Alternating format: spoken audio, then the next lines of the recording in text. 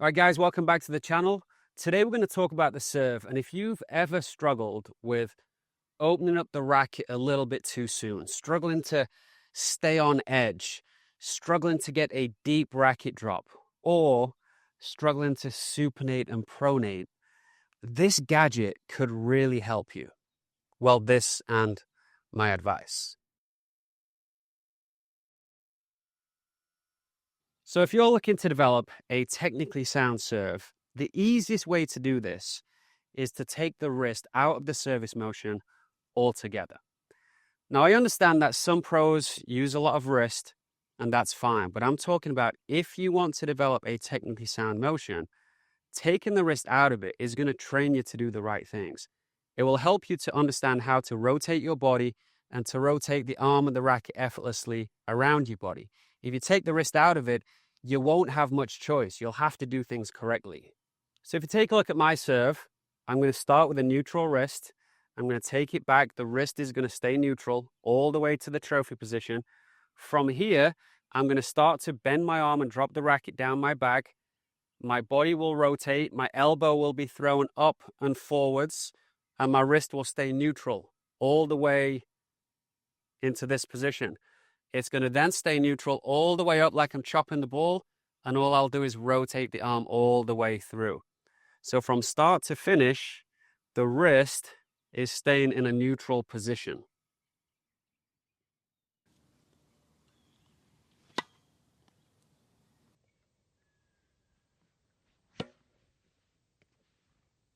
So what a lot of amateur players do is they get into the trophy position and they start to lay the wrist back very early. And it makes sense. If you're a beginner, it makes sense that as you take the racket back into this position, you face the racket to the ball and you shorten that part of the motion because it's a lot easier to time. If you do what the pros do, or an advanced player, you'll get into this position, your elbow will lead the way and your racket will swing around into this position. And if you're a beginner, it will seem like you're losing control of it. Obviously, it's going on a way longer path that requires more timing, and it doesn't seem like your racket is ready to strike the ball. Obviously, what the better players will do is they'll snap it into the contact, they'll supinate, and then they'll pronate to go into the strike. It's a lot easier to just open up the racket face and go straight into the contact point. But it's not going to give you a great serve.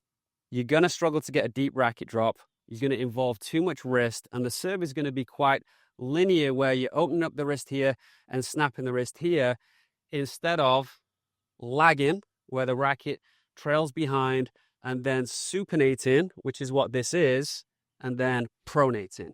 So obviously that movement to supinate and pronate requires a little bit more timing than just opening up the racket face.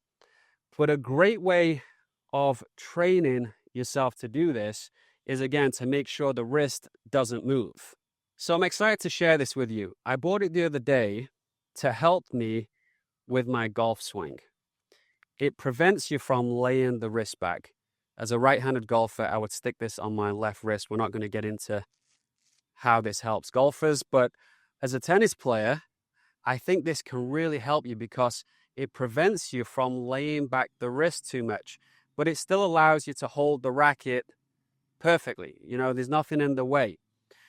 You can move it back a little bit, so you get a little bit of play, just enough. You probably need the wrist to move a little bit as you're serving, but the more you do it, the more it starts to feel uncomfortable. So I'm going to hit a couple of serves with this, see how it feels. Just wanted to give you guys a closer look at this. It's really comfortable, great design. You can make it as loose or as tight as you want. But if you want one of these, there's a link in the description below. And for me, I feel the pressure as it lays back, but because I keep my wrist relatively neutral, it's not a problem serve with this. I think for people who do lay the wrist back, you're going to struggle. And I think that's a good thing. I think it's going to, the more you do it, the more uncomfortable it's going to feel, and it's going to train you to keep this wrist in a neutral position. Now, even if I'm hitting a topspin serve, I will want to keep my wrist neutral and again, just rotate my arm. Let's see if I can brush up this ball, create some spin, and see if it's doable with this thing on my wrist.